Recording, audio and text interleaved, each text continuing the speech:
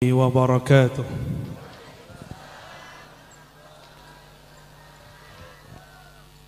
Alhamdulillah rabbil alamin ala kulli halin wa fi kulli halin. Asyhadu an la ilaha illallah, asyhadu anna Muhammadan abduhu wa rasuluh. Allahumma salli wa sallim wa barik ala sayyidina Muhammad. Allahumma salli wa sallim wa barik ala sayyidina Muhammad. Allahumma salli wa sallim wa barik alaihi. Amma ba'du, yang sama-sama kita hormati para tuan guru, para kiai, wakil bupati dan jajarannya. Saya terkejut melihat ada pesantren di tengah kebun sawit. Luar biasa perjuangan beliau, Kiai Basuki. Beda dengan Basuki yang pernah jadi gubernur Jakarta. Ibu gerah, Bu? Sama, Bu. Bapak gimana, Pak? Kalau ibu-ibu ngelihat saya gerahnya berkurang, Bapak ngelihat saya gimana?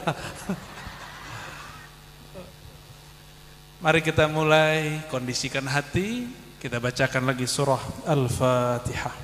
Alhamdulillah, bismillahirrahmanirrahim. Shiratal ladzina an'amta 'alaihim ghairil maghdubi 'alaihim waladdallin. Amin. Ikuti ya. Innallaha wa malaikatahu yusalluna 'alan nabiy. يا أيها الذين آمنوا صلوا عليه وسلموا تسليما. Ikuti sama-sama. Sallallahu ala Muhammad, sallallahu ala Muhammad, sallallahu ala Muhammad, sallallahu ala Muhammad, sallallahu ala Muhammad, sallallahu ala Muhammad, sallallahu ala Muhammad, sallallahu ala sayyidina wa maulana Muhammad wa ala alihi wa sahbihi wa baraka wa sallam. Orang-orang yang belajar zikir harus tahu satu bab, bahwa zikir itu punya kekuatan yang disebut quwwatul hararah, kekuatan hangat dan panas. Maka coba lihat kalau lagi zikir badannya hangat nggak? Hangat. Kalau siang-siang begini diajak zikir la ilaha illallah, udaranya panas, badan kita tambah panas, pulang-pulang demam. Oleh karena itu kalau siang-siang banyakin baca wirid yang menyejukkan. Apa yang bisa menawar, menyejukkan zikir yang panas itu? Hanya nama baginda Nabi Muhammad SAW. Maka kita tadi sholawat sallallahu ala Muhammad. Kenapa bersolawat menyejukkan? Karena satu sholawat ada 10 keberkahan rahmat. Itulah yang nanti akan membuat sejuk pikiran. Walaupun masih ngipas-ngipas, ya, enggak apa-apa. Bapak Ibu, para asatis, para umara, ulama yang saya hormati, tidak ada satu bongkah bumi, satu jengkal tanah yang diinjak kecuali dia berharap hari ini dia diinjak oleh orang yang mau ngaji, diinjak oleh orang yang mau berzikir. Dan ini kampung namanya apa, Kiai? Songo Makmur. Songong Makmur apa Songo Makmur? Songo Makmur. Ini tanahnya hari ini bangganya bukan main. Bapak Ibu gerah-gerah ngipas-ngipas tapi nyebut nama Allah. Jadi jika ada orang nyebut nama Allah, itu tanah atau bumi, dia berkalam kepada tanah di sampingnya, wahai tanah di sampingku, saksikan bahwa aku sedang diinjak, sedang diduduki oleh orang yang berzikir kepada Allah Subhanahu wa taala. Cuma kedengeran enggak tanah ngomong? Enggak. Ini ngomongnya bahasa Jawa ya. Jawa, Madura, ada? Yang orang Jawa angkat tangan. Udah banyaknya. Jawa semua. Madura ada Madura? Ada. Bugis? Mana Bugis? Oh, atau dua. Banjar ada nggak Banjar? Orang Minang ada nggak? Lah di belakang. Udah kalau kami begitu kami minoritas di sini ya. Hebatnya orang Jawa sampai ke pelosok Dayak ketemunya orang Jawa. Serius. Saya masuk ke jantung Borneo tahun-tahun 2013, 2014. Itu orang Jawa hidup berdampingan dengan orang-orang Dayak dan tidak ada konflik. Bahkan orang-orang Dayak ikut ngaji, ikut yasinan, walaupun sebagian masih makan babi, tapi orang Jawa santai-santai aja, ya. Dan di situ kita bersyukur bahwa negeri ini Allah jadikan banyak suku dan konfliknya tidak terlalu banyak. Semoga negeri ini Allah berkahi selalu. Amin ya rabbal alamin. Satu kali ada seorang sahabat datang kepada Rasulullah SAW. Apa kata sahabat ini? Ya Rasulullah, inna syara'al Islam qad kathurat alayya. Islam itu ajarannya terlalu banyak, pala saya pusing. Ustadz tuh teorinya banyak, gitu kira-kira gitu. Ibu-ibu pusing nggak kalau kiai-kiai baca kitab? Apalagi kalau saya jemput kitab, baca kitab tuh ngomong apa sih ini orang gitu ya. Hal ini juga terjadi pada sahabat Nabi Sallallahu Alaihi Wasallam. Apa kata mereka? Ya Rasulullah, ajaran engkau tuh terlalu banyak, IQ ku gak sanggup memahaminya. Ajarkan aku kalimat yang sangat mudah aku pahami dan mencakup semua. Apa kata baginda Rasulullah SAW? Katakanlah wahai sahabatku, kul amantu billah tsumma istaqim. Kalimatnya cuma satu aja. Coba kamu berkata amantu billah, aku percaya kepada Allah. Coba ikutin. Amantu billah, aku percaya, yakin kepada Allah. Yakin gak Allah ngasih rezeki? Adakah rezeki tertukar? Kalau jodoh tertukar katanya ada.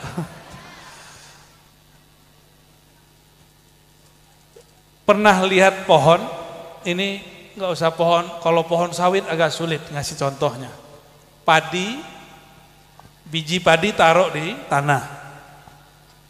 Biji jagung taruh di tanah. Biji gandum taruh di tanah. Itu biji-biji. Kemudian kita tutup sedikit dalam tanah. Nanti apakah yang tumbuh dari biji jagung itu padi atau tetap jagung? Benar? Benar nggak? Maksudnya apa? Jagung nggak akan pernah jadi padi, padi nggak pernah jadi jagung. Tapi biasanya kalau jagung tumbuh, padi tumbuh, itu ada yang tumbuh dekatnya, namanya rumput. Kalau itu bisa.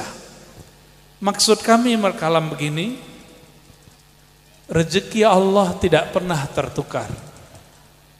Jadi Bapak Ibu, biasanya mohon maaf kalau hidup bertetangga terus sakit. Apa kata teman? Kamu dikirimin seseorang. Pernah dengar begitu nggak? Kamu ini dikerjain seseorang. Atau misalnya dapat rezeki, tapi rezekinya mau dapat orang lain yang dapat.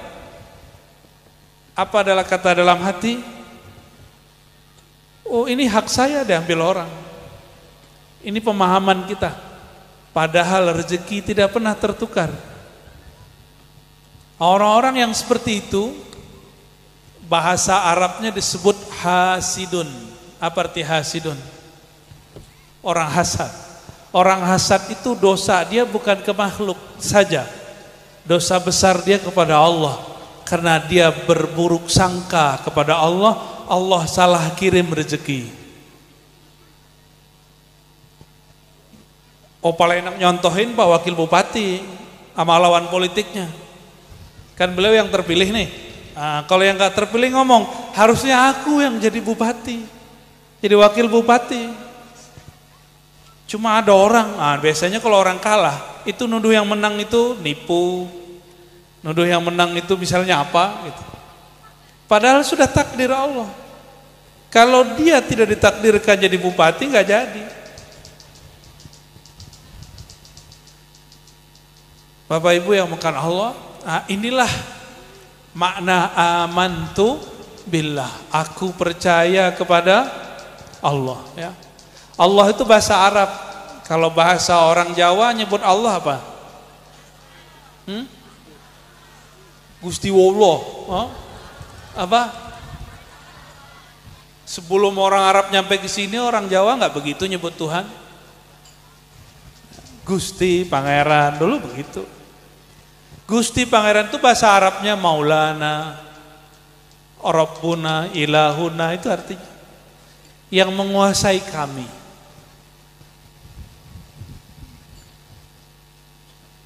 Kalau bahasa Melayunya baru Tuhan.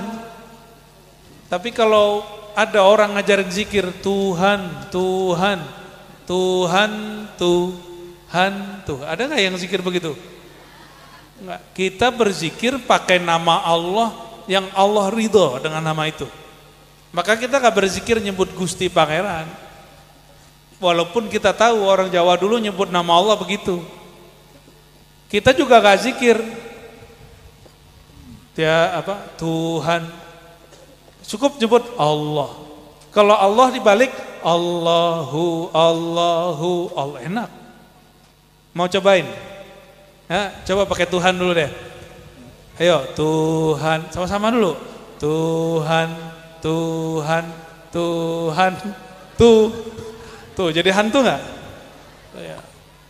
Coba kalau pakai Allah, Allahu, Allahu, Allahu, nggak ada masalah. Allahu, Allahu, Allahu, nggak ada masalah. Dari belakang boleh. Hu Allah, nggak ada masalah. Coba ayat yang paling gampang dihafal. Surat apa nih? Ada yang paling hafal surat apa? Surat cinta. Surat Al. Coba baca ayat pertama aja deh. Bismillahirrahmanirrahim. Baca sama-sama. Kul. Udah cukup satu aja, rajin soleh amat. Ntar pahalanya kebanyakan. Huwallah. Hu Allah. Orang Arab itu kalau nyebut Allah itu bisa jadi beliau. Beliau itu bahasa Arabnya hu. Bukan orang Jawa kalau lagi nyorakin orang hu, bukan. Hu pakai h besar. Coba baca hu. Ya. Hu. Lalu ketika disambung dengan lafaz setelahnya harus ditambahin waw. Aslinya cukup hu. Maka dibaca hu wallah. Aslinya apa? Hu Allah. Itu aslinya. Oleh karena itu, jangan heran nanti kalau bisa jadi nanti Kiai Basuki, Kiai Ali Mahmudi zikir hu Allah. Hu Allah. Itu bukan berarti lagi nyorakin orang. Apalagi nyorakin Allah. Bukan ya. Ketika seseorang menyebut hu, kul hu wallah. Hu itu disebut dengan sirnya Allah. Ini bukan kajian berat, ini kajian biasa. Kan sudah ada di Al-Ikhlas. Orang yang bilang ini kajian-kajian berat, dia telah menghalangi orang-orang hamba-hamba Allah yang awam untuk menikmati nama Allah. Ya, Al-Ikhlas pada hafal kan? Apakah rela sampai mati nggak paham isinya? Rela nggak? Mau nggak sampai mati nggak paham isi Al-Ikhlas? Nah, amantu billah kata Nabi tadi. Hai sahabatku, katakan amantu billah. Aku percaya kepada Allah. Lalu istiqomahlah engkau. Salah satu cara menumbuhkan istiqomah itu caranya memupuk nama Allah di dalam kolbu. Bapak Ibu punya tabungan nggak? Punya tabungan nggak? Kalau kita dompetnya penuh, hatinya senang nggak? Bener? Kayaknya wajahnya udah matre semua nih. Bapak-bapak perhatiin ibu-ibunya nih. Kalau duit kita lagi cukup, tabungannya banyak, seneng nggak? Seneng. Apa yang seneng? Pikiran, bukan hati. Pikiran aja yang seneng. Koruptor itu duitnya banyak, pikirannya seneng, hatinya tenang nggak? Hatinya nggak tenang. Yang lagi di sidang-sidang sekarang itu kan itu masalahnya. Kalau kita nabung duit banyak di berangkas, orang sini punya berangkas nggak? Yang punya berangkas Pak Wakil Bupati kayaknya. Di dompet atau di ini kaleng, hati-hati nanti dimakan rayap. Karena sudah ada tuh ya di Jawa mana kemarin mau nikah, katanya sudah 100 juta, saya nggak yakin juga tuh. 100 juta nabung, terus duitnya dimakan rayap. Mungkin 100 ribunya dikali berapa kali ya. Jutanya ngomongnya dia aja. 100 ribu, 100 berapa. Kalau ada orang nyimpan duit, itu pikirannya tenang. Nabung duit. Maksud kami ngomong begini, yang bikin tenang kolbu itu kalau ada orang nabung duitnya kolbu. Tahu nggak duitnya kolbu Bapak Ibu? Ya, jangan norak, biasa aja. Kolbu itu hanya tenang kalau kita nabung nama yang memegang kolbu. Nah, ini Bapak Ibu perhatikan, yang megang hati kita bukan pasangan, yang megang hati kita bukan guru atau kiai, yang megang hati kita bukan wali Allah. Siapa yang megang hati kita? Dalam hadis dikatakan, inna quluba bani Adam, sungguh hati anak Adam. Ini anak Adam apa anak kera ini? Anak Adam, benar. Sesungguhnya hati keturunan Adam baina isba'aini min asabi'ir rahman, berada di antara jari-jari Allah Ta'ala. Ini jari bukan berarti jari seperti ini, Allah bukan benda. Kalau ada jari di tangan saya, gampang nggak dibolak-balik? Gampang. Ya, kita pegang benda di tangan, gampang dibolak-balik? Gampang dibolak-balik. Makanya ibu-ibu ini, bapak-bapak ini, pernah suka seseorang lalu benci. Pernah begitu nggak? Pernah suka lalu ada nggak orang yang benci tapi cinta? Kayak lagu dangdut. Bukan lagu dangdut, lagu dangdut. Yang bolak-balik hati itu siapa? Itu yang disebut Ar-Rahman. Asabi'ir Rahman. Yang memegang kalbu kita itu Ar-Rahman. Ini kata kunci. Kenapa disebut Ar-Rahman bukan lafaz Allah? Bukan lafaz Rahim. Bukan lafaz Muntaqim. Bukan Qahar. Tapi disebut yang megang kalbumu itu Ar-Rahman.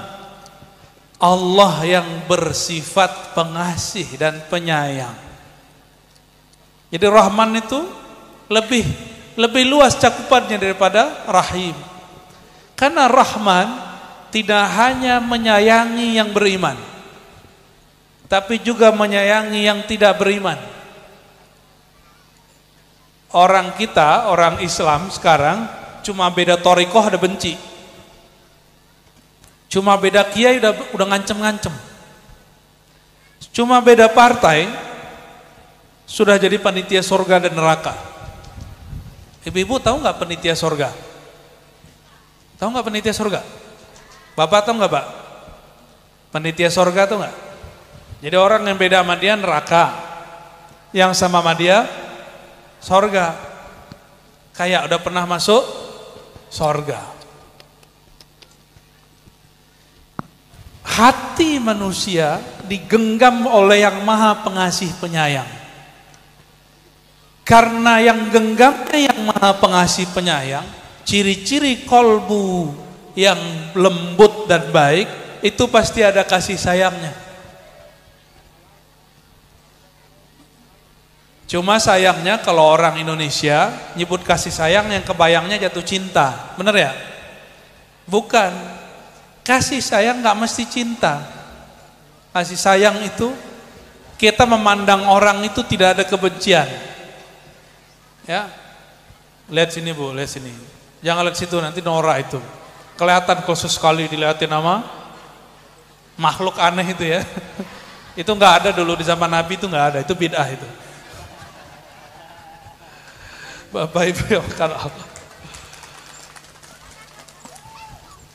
Kalau kita dulu ada kamera gini-gini ya. Halo gitu, gitu dong, halo dong. Halo. Tuh kan norak kan. Allahumma shalli ala sayyidina Muhammad. Saya mau tanya, kalau kita punya orang yang kita senangi, lalu kita tahu dari teman dia nyebut-nyebut nama kita, dia kirim salam kepada kita, senang nggak?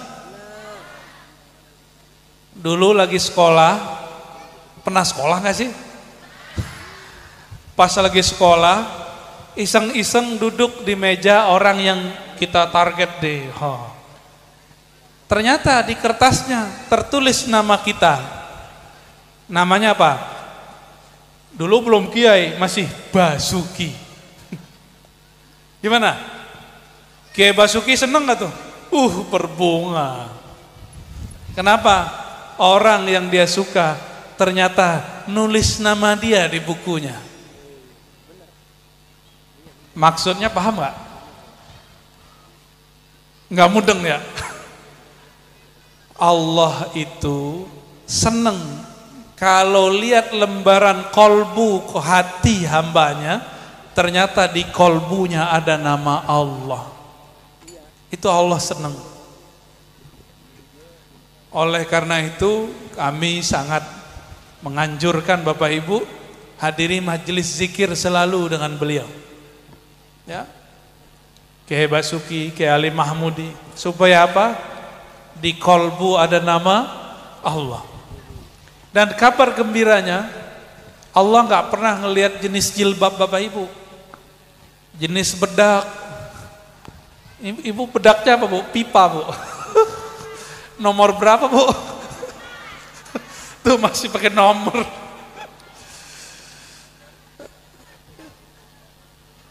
Emang masih ada pipa ya? Masih ada. Apa bestseller? Allah itu nggak mandang muka. Jadi walaupun wajah kita orang Indonesia biasa-biasa aja, itu Allah nggak lihat. Yang dipandang Allah itu cuma satu, mata kolbu. Nah, maka di kolbunya ini ada apa? Wajah kolbunya ada apa? Bapak Ibu, kalau kita mau ketemu seseorang, mukanya dibagus-bagusin nggak? Dicat nggak? Ya biar putih gitu, cat aja 40 hari baru copot ya. Pakai baju yang bagus nggak? Supaya apa? Kalau orang yang kita suka itu memandang kita, dia seneng. Kabar gembiranya apa? Yang nggak sanggup beli baju setiap hari, apa kata Nabi SAW? Innallaha yanzuru ila qulubikum. Allah itu kalau mandang, nggak mandang baju, nggak mandang datangnya ke sini pakai apa, nggak mandang bedak ibu nomor berapa tuh nggak dipandang tuh ya. Apa yang dipandang? Wajah kolbumu. Jika kita sering membaguskan pakaian, membedaki muka, pernahkah Bapak Ibu membedaki kolbu? Pernah nggak? Gimana caranya? Nggak pakai pipa, Bu. Itu pakai pipa yang asli itu. Kita sering merawat wajah ini, tapi kurang merawat wajah kolbu. Akhirnya Allah nggak mau lihat. Mau lihat nggak wajah orang yang nggak dirawat? Ya mau lihat tapi sekilas aja. Nggak mau lama-lama. Bener nggak? Ya, ada orang mukanya kotor, habis apa, terus datang ke tempat keramaian, kita nggak nyaman ngelihat dia. Sama lebih kurang, Allah itu tidak nyaman melihat orang yang kolbunya tidak dibersihkan.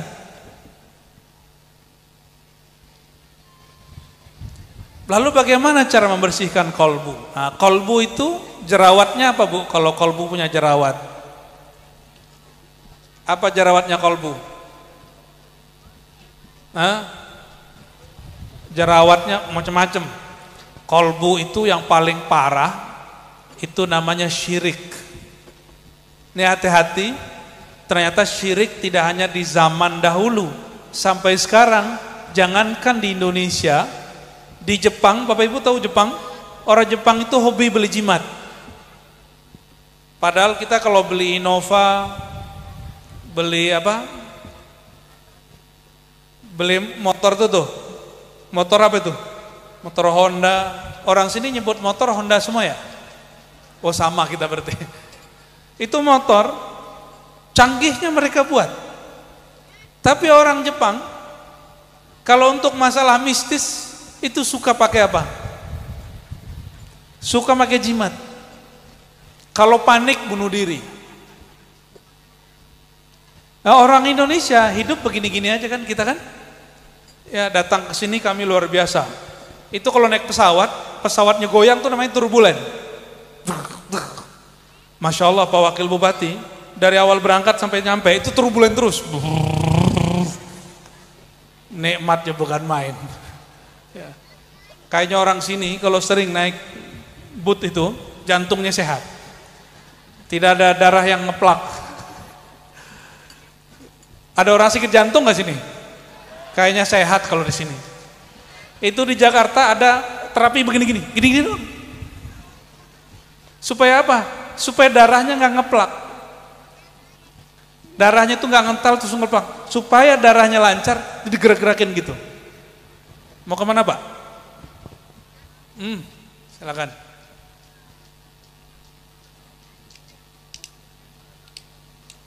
Ketika kolbu tidak dirawat, baju tubuh kita nih kalau nggak mandi sehari gimana baunya? Asem, asem ya. Tubuh Bapak Ibu nggak mandi asem. Kalau kolbu nggak mandi, kira-kira asemnya gimana? Mukanya jadi asem. Jadi kalau ada orang yang suka bermuka asem, itu kolbunya kurang mandi. Kolbunya nggak seger. Paham ya? Saya ceramah ngerti nggak? Ribet nggak? Kalau nggak kita pakai bahasa pohon ntar. Bapak Ibu ya bukan Allah. Kalau ada baju nih, baru beli, langsung dipakai itu dicuci dulu. Yakin? Habis mandi, pakai baju, badannya bersih, bajunya kotor, nyaman nggak? Kenapa ada orang dia sholat itu bagian dari takwa. Takwa itu disebut pakaian. Tapi dia sholat hatinya nggak tenang juga. Kenapa ada orang ibadah hatinya tetap nggak tenang? Karena ibadahnya belum dibersihkan. tubuhnya ibadah, kolbunya belum dibersihkan. Makanya nggak nyaman. Pakai sama seperti orang habis mandi pakai baju yang kotor. Maka singkat cerita, kalau ingin kolbunya tenang, mandikan dengan cara mandinya kolbu. Mandiin kolbu pakai apa?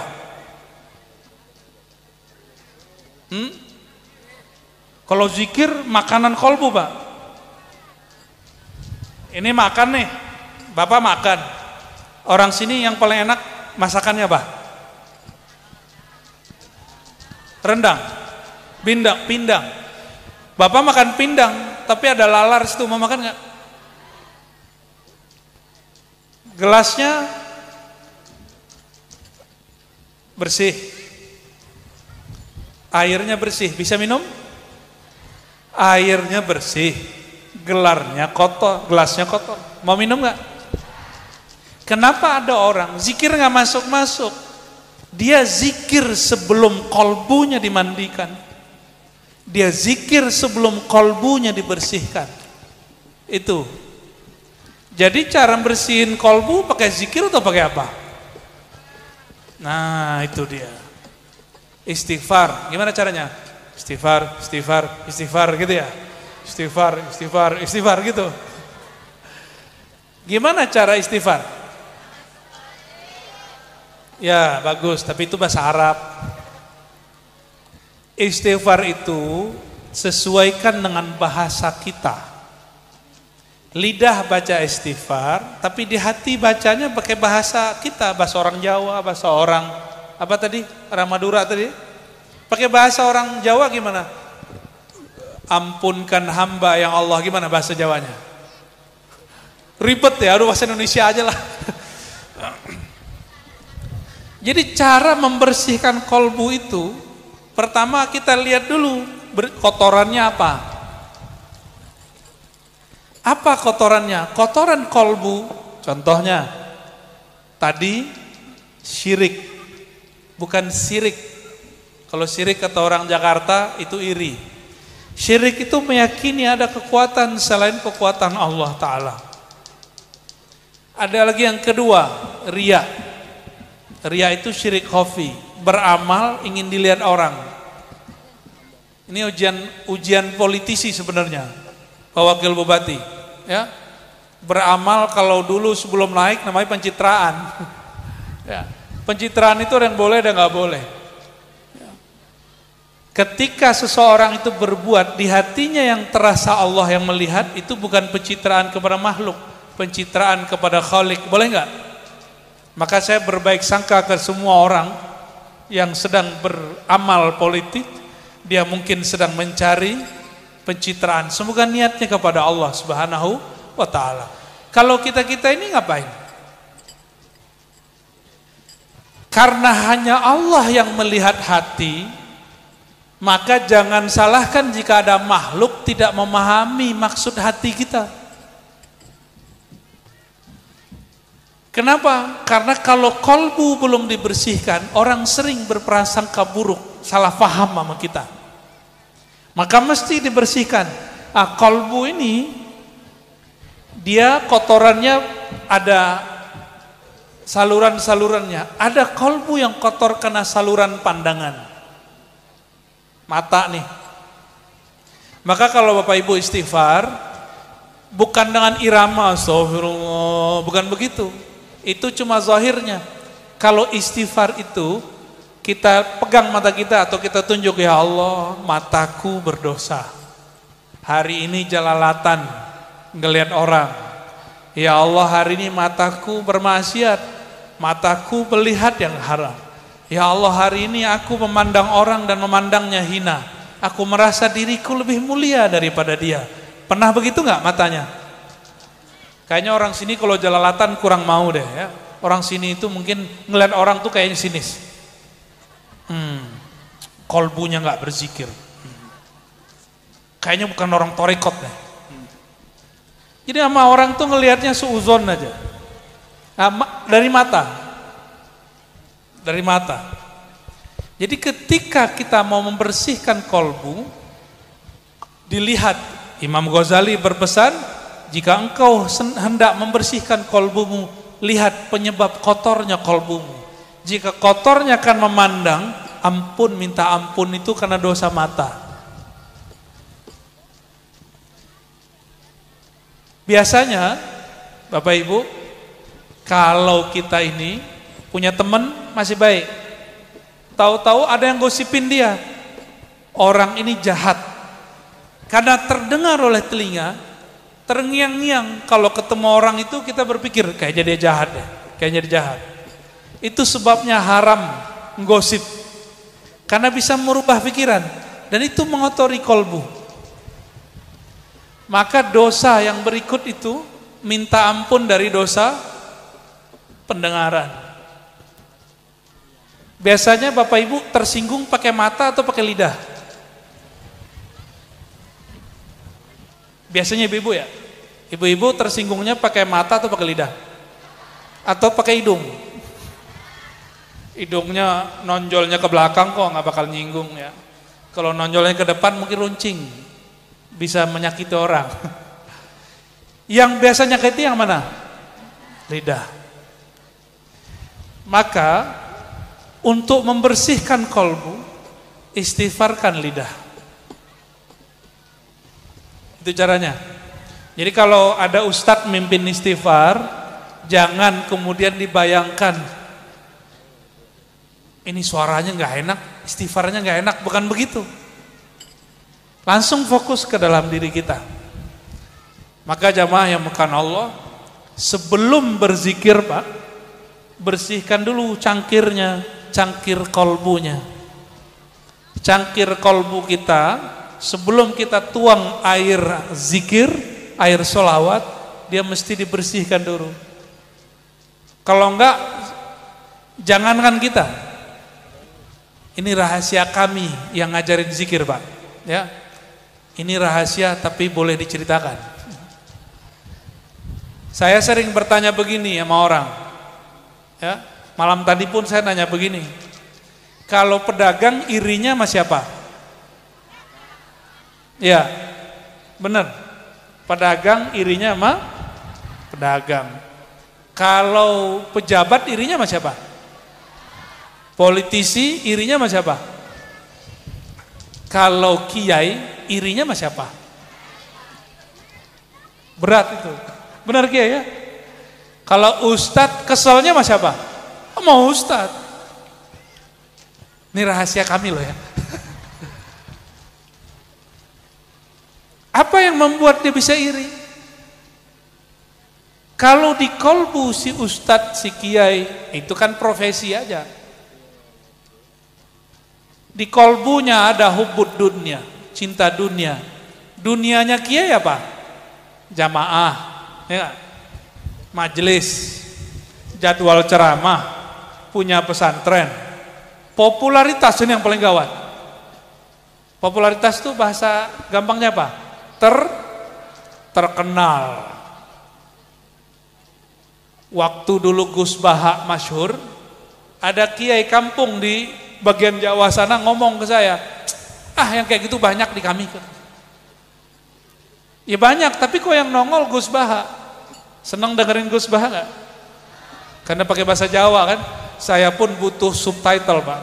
Kayak nonton film barat, pakai subtitle. Nggak ngerti saya. Kecuali ojo piye, itu ngerti itu. Maripatmu, itu ngerti itu. Yang lain-lain kurang paham.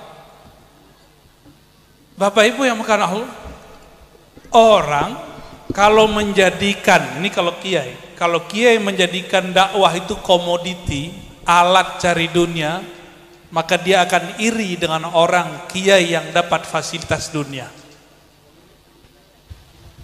Sama politisi, dia akan iri sama politisi yang sudah dapat fasilitas dunia. Pedagang akan iri dengan pedagang sebelah yang sudah sukses dalam dunia. Walaupun dia berzikir, kok bisa ahli zikir iri? Karena zikirnya di kolbu yang belum diistighfarkan. Kolbunya zikir belum ditaubatkan. belum tobat kolbunya. Coba lihat makomnya Nabi SAW. Apa kata beliau? Inni la astaghfirullah ta'ala innahu la yughanu ala qalbi wa inni la astaghfirullah ta'ala 70 marrah. Hadis ini sahih. Karena ada ghain yughan ala qalbi. Nabi itu ada dosa enggak? Nabi enggak ada dosanya. Tapi beliau mengatakan ada ghain di dalam kalbuku. Apa arti ghain? Ghainnya Nabi itu ada silau nur di dalam kalbunya, sehingga beliau melihat, disebut mukasyafah. Mukasyafah itu tersingkap langit, tersingkap bumi, tersingkap surga, tersingkap semuanya. Itu menyilaukan beliau, maka disebut yughan. Tapi silaunya, kalau kita kan silau ngelihat orang punya mobil, orang punya rumah, kita silau. Kalau Nabi enggak, sallallahu alaihi wasallam. Nabi itu enggak boleh satu detik pun kolbunya lepas dari memandang dan merasa dipandang Allah Ta'ala. Sedetik saja beliau terganggu karena melihat surga, melihat neraka, maka Nabi SAW mengistighfarkan kolbunya 70 kali. Wajar beliau jadi Nabi. Ini enggak ustadz, enggak jamaah, enggak orang awam, enggak murid, sama. Kita ini berapa kali maksiat dan mengundur istighfarnya, karena diracuni oleh orang yang lisannya dibimbing oleh syaitan. Apa kata syaitan? Kamu nanti aja istighfarnya, jangan istighfar tobat sambalado. Itu hati-hati, jangan-jangan yang ngomong iblis itu, karena iblis itu ngomong nanti aja, nanti aja, nanti aja. Kalau Nabi enggak, maksiat satu langsung istighfar. Nanti ngulangin lagi, itu urusan nanti, itu takdir masa depan, gak usah kita pikirin. Ada yang jamin pulang dari sini masih hidup? Bener, kayak udah siap mati aja. Ada yang jamin besok masih hidup? Berarti kalau maksiat hari ini ditunda besok gak? Nunggu tua gak? Ini pengalaman saya ngajar zikir Bapak Ibu. Satu kali salah satu syekh di tempat saya, umurnya sudah di atas 80, ngajar dari masa muda. Murid-muridnya, jadi beliau umur 80, muridnya umur 70-an. Apa kata tuan guru ini? Ayo kita belajar zikir sama Buya Ar-Razi gitu. Lalu, apa yang lucu? Orang murid-muridnya ini sudah tua, umur berapa tadi muridnya? 70-an. Kata mereka, Tuan guru nanti sajalah kalau sudah tua. Yang ngomong umurnya berapa? Ternyata itu orang dari umur 20-an diajak belajar zikir, nolak terus. Nanti saja kalau tua, Ustadz. Umur 30 diajak lagi, nanti saja kalau udah tua, Ustadz. Sekarang umur 70 dia lupa kalau sudah tua. Ternyata kita ini tua itu cuma fisik. Pikiran gak pernah tua. Apa kata Nabi SAW? Qalbu syaikh, qalbu hatinya orang yang sudah tua, syabun, masih muda, fi hubbid dunya wa tulil amal, dalam cinta dunia dan panjang angan-angan, panjang, pengen panjang umur. Jadi mumpung masih ada nyawa, masih ada hayat di kandung badan, guru-guru kita ada, belajar zikir sama beliau. Sepakat? Jangan nunggu tua. Emang situ masih muda. Oh Ustadz, kata kiai saya belajar zikir nanti aja kalau udah 40. Siapa yang jamir umurnya 40 masih hidup? Tahu Sayyidina Ali? Sayyidina Ali belajar zikir kepada Rasulullah umurnya belum sampai 10 tahun. Sudah belajar zikir. Kenal Imam Syafi'i? Imam Syafi'i sudah hafal Al-Quran umurnya baru 7 tahun. Dia belajar zikir, belajar Quran dia. Gak usah nunggu nanti tua. Bapak Ibu yang bukan Allah,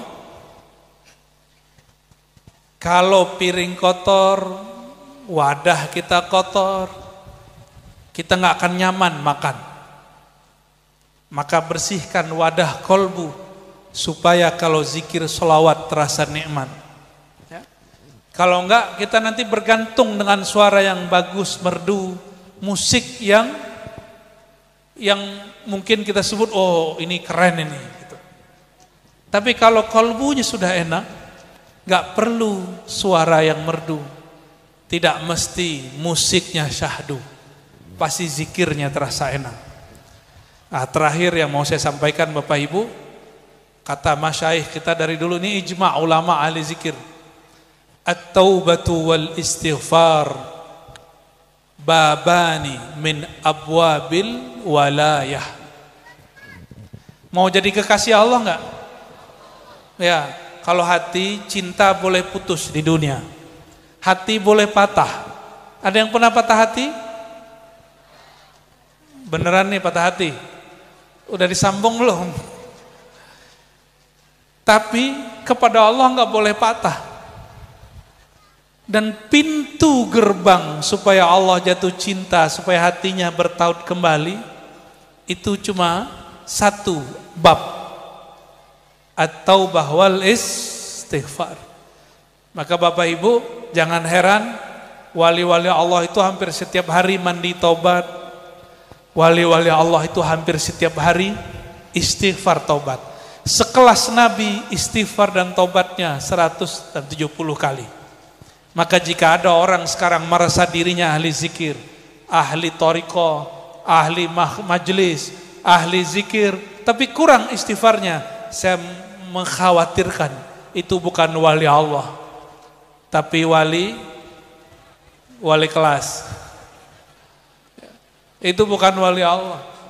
Wali Allah, kekasih Allah itu ciri-cirinya yuhibbul taubata wal istighfar. Dia suka bertaubat, suka istighfar. Dalam dunia sehari-hari kalau orang bekerja, pribadi istighfar itu enggak suka nyalahin orang. Di rumah enggak suka nyalahin pasangan. Itu tanda orang istighfarnya bagus. Di rumah suka minta maaf. Ini Bapak Ibu yang suka minta maaf siapa nih? Bapak apa Ibu? Kayaknya ibu-ibu ini lebaran doang kalau minta maaf ya. Mas, maaf gimana bahasa Jawanya? Ngapunten, dapat ponten.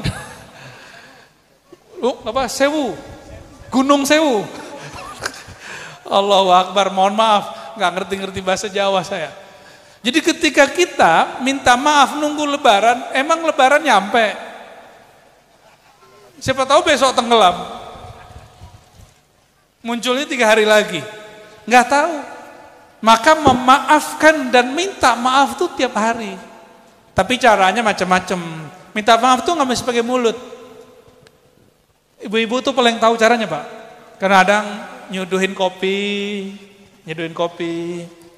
Kadang-kadang pakai senyum yang ada maksudnya. Nah, itu dia lagi minta maaf tuh.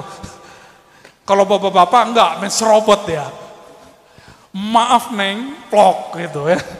Lain dia. Ada amal tanpa beramal, mau enggak? Amal tanpa beramal, kalau talqin zikir minta sama guru. Ya. Kalau mau majelis khotam sama guru di sini, sama kiai di sini. Tapi ada amal bisa diamalkan tanpa mursyid. Setiap malam. Mau ngamalin? Bener. Kita ijazahin malam ini. Namanya wirid salamatus sadar. Apa nama wiridnya? Wirid salamatus sadar. Mau ikut? Aku, ayo. Coba pegang tangannya, taruh di dada. Ikuti. Asyhadu an la ilaha illallah. Pejam matanya, semua pejam matanya. Asyhadu an la ilaha illallah wa asyhadu anna Muhammadar Rasulullah. Yuk sama-sama berjamaah. Asyhadu an la ilaha illallah wa asyhadu anna Muhammadar Rasulullah. Ikuti ya Allah. Aku bersaksi Aku adalah hamba-Mu. Aku bersaksi, aku adalah umat Nabi Muhammad sallallahu alaihi wasallam. Al-Fatihah. Ya Nusin. Terus baca ya Allah. Lagi sama-sama ya Allah. Yang keras ya Allah. Ya Allah. Ya Allah. Cukup 3 sampai 7 kali, lalu kalamkan di hati ya Allah. Jika ada penyakit dalam hatiku, jika ada syirik, jika ada iri dengki, jika ada sombong, jika ada kebencian di dalam hatiku, maka cabutlah dengan kebesaran nama-Mu ya Allah. Bisa diulang? Ya Allah. Apabila di dalam hatiku ada kesombongan, ada syirik, ada iri dengki, ada kebencian, maka cabutlah ya Allah. Al-Fatihah. Bismillah. Iyyaka na'budu wa iyyaka nasta'in. Shiratal ladzina an'amta 'alaihim ghairil maghdubi 'alaihim waladdallin. Amin. Jadi setiap mau tidur dibaca itu. Dibaca apa? Wirid Salamatus Sadr. Oke? Itu ijazah dan hadiahnya untuk semuanya. Baca syahadat, Fatihah, ya Allah 7 kali, lalu doa. Doanya boleh dengan bahasa apa saja. Barangkali cukup. Kami mohon izin pamit. Assalamualaikum warahmatullahi wabarakatuh.